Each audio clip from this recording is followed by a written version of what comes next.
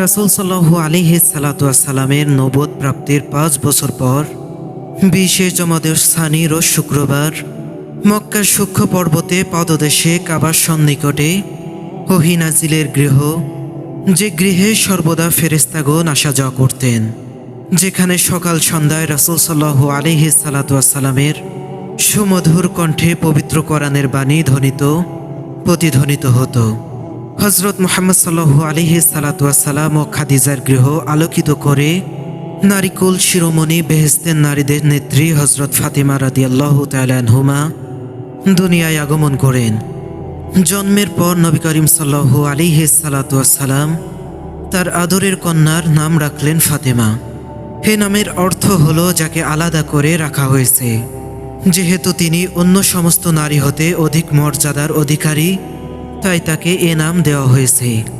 হযরত ইমাম জাফর সাদেক আলাইহিস সালাম বলেছেন, তিনি হযরত ফাতেমা রাদিয়াল্লাহু তাআলা আনহুমা যাবতীয় নৈতিক ও চারিত্রিক অপকৃষ্টতা থেকে দূরে ছিলেন, আর এ কারণেই তাকে ফাতেমা বলা হয়েছে। হযরত ফাতেমা রাদিয়াল্লাহু তাআলা আনহুমা তার পিতা বিশ্বনবী হযরত মুহাম্মদুর রাসূলুল্লাহ সাল্লাল্লাহু আলাইহি সাল্লাম, তিনি এমন এক পিতা ছিলেন যাকে বিশ্বস্রষ্টা সর্বোত্তম চরিত্রের অধিকারী বলে আখ্যায়িত করেছেন।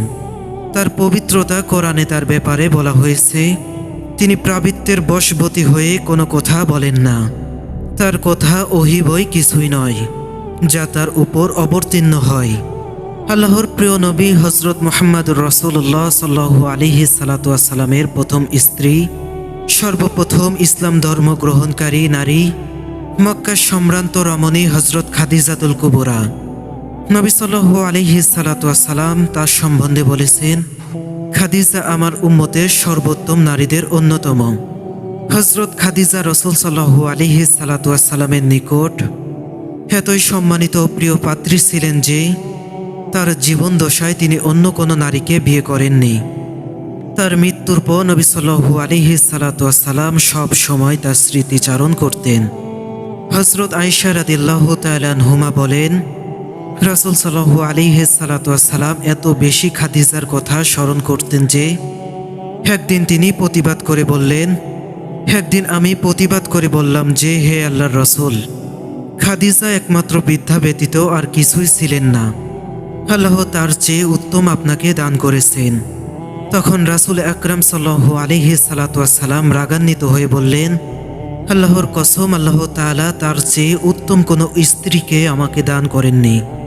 খাদিজা এমন সময় আমার প্রতি ঈমান এনেছিল যখন সবাই কুফরের মধ্যে নিয়োজিত ছিল।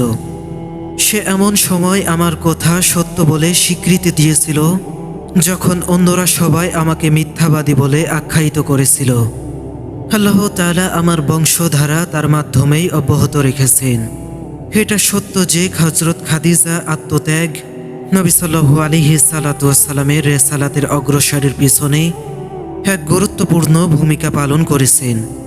হযরত খাদিজা রাদিয়াল্লাহু তাআলা আনহুমা রাসূল সাল্লাল্লাহু আলাইহি সাল্লামকে সকল বিষয়ে সাহস দান করেছেন। মহানবী সাল্লাল্লাহু আলাইহি সাল্লামের মিশন, হযরত আলীর জিহাদ আর হযরত খাদিজার দানের মাধ্যমে প্রসার লাভ করেছে। আল্লাহ তাআলা এই দুই ব্যক্তিকে তার রাসূলের প্রধান সহযোগী হিসেবে মনোনীত করেছেন।